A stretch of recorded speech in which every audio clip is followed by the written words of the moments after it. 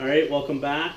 Today we are going to do the install of the Wilwood 6-piston big brake kit that you should have seen in the unboxing video. First things first, we'll get the rotors put together, so we'll head to the basement for that.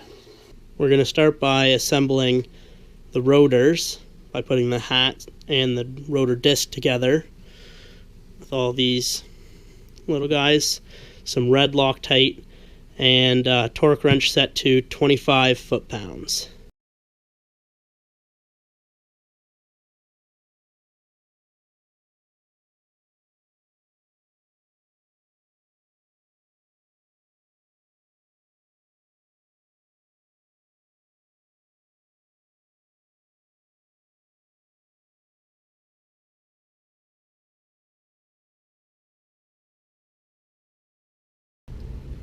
There we go, fully assembled. Yeah, make sure those are all torqued. We marked each one as we went to make sure they're done. Loctite on each one. So we've got our rotors put together, all the hardware laid out. Now it's time to go put them on the car. We've got our lines with the adapters, a ring to set the rotor on the hub, the bracket, the caliper, some spacers, and everything for the other side. Now that the rotors are put together, the next thing to do will be to get the calipers installed. To do that, you will need to trim the backing plate, so we'll start with that. To gain clearance for the caliper, we'll need to trim the backing plate right here and right here. You could look at it and cut the exact amount you need, but to make it look a bit nicer, I just cut straight down along that contour and straight up from that contour. To do that, I just simply use some tin snips.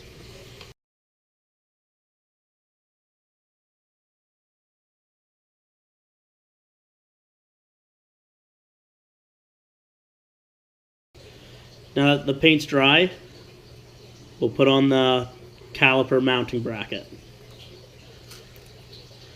This gets mounted with the two 17mm head bolts with a spacer between the bracket and the car. So the order is bolt washer through the car, put the black spacer on, and then the bracket will go on with the recesses to the back. So it'll go on just like this.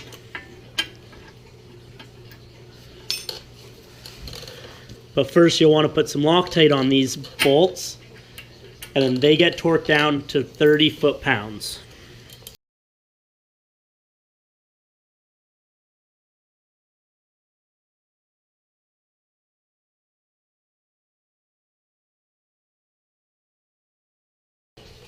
Now that those are torqued down, ready to put the brake rotor on. So it comes with this little centering ring. You put the lip towards the outside. Make sure it sits nice and flush. Take your assembled rotor, slide it on.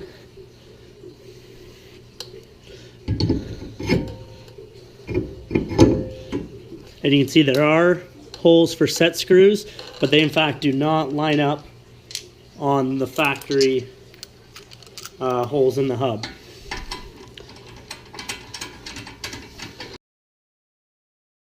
Now that we got the rotor in place, it's time to put the caliper on. You do that with the 14mm head bolts with the washer, and then between the caliper and the bracket you put these little shims. They're pretty much just washers, but pretty thin. The instructions say start with 2, and after that you adjust it accordingly. And so this can be a bit of a pain. These things are pretty close together in there. So as you can see, hopefully you can see, you got bolt through the caliper with the 2 shims, and this will go onto the bracket.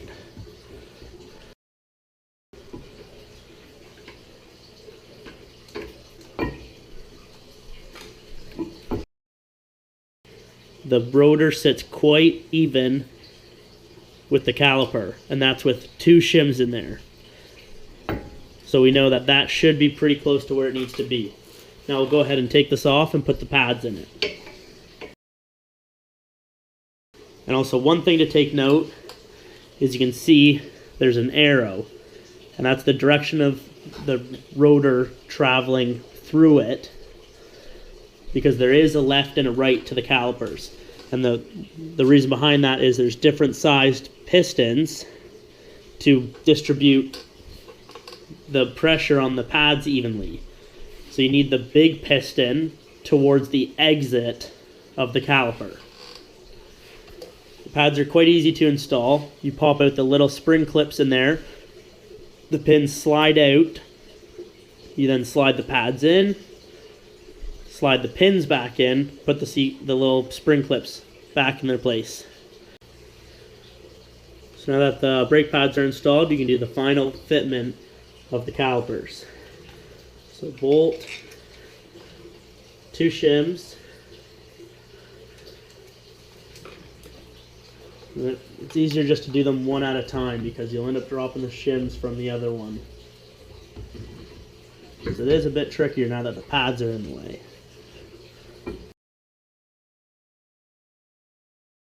And these don't call for Loctite or anything, because if you ever had to change pads, this is what you remove.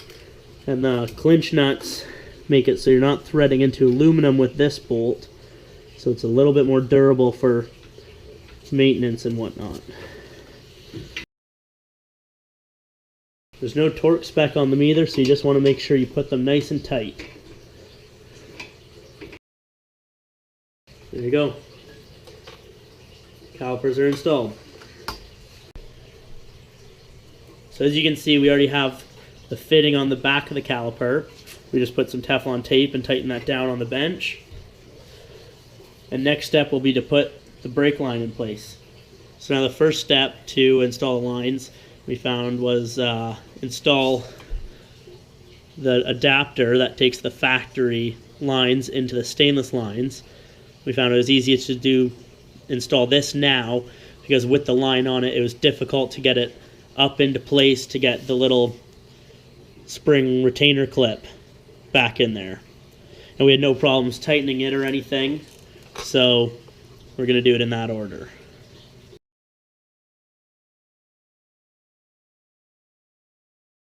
Now you'll be able to push this up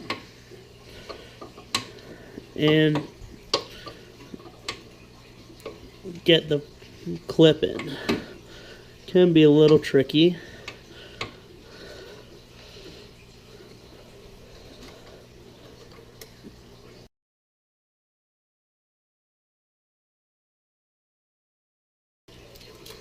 You want to go ahead and thread one end on your caliper and one end onto the brake line. And before everything's tightened down, you'll want to be sure that the stainless line doesn't rub on anything throughout the steering travel. And you can make sure to do that just by rotating it, holding it in place, and then tightening it down. Alright, now that everything's installed and tightened down, you'll want to, of course, bleed the brakes. A little tip on that is just a bottle, old water bottle or something, and a little bit of plastic tubing or rubber tubing, and you break the bleeder free, loosen it up, and then stick that on the top,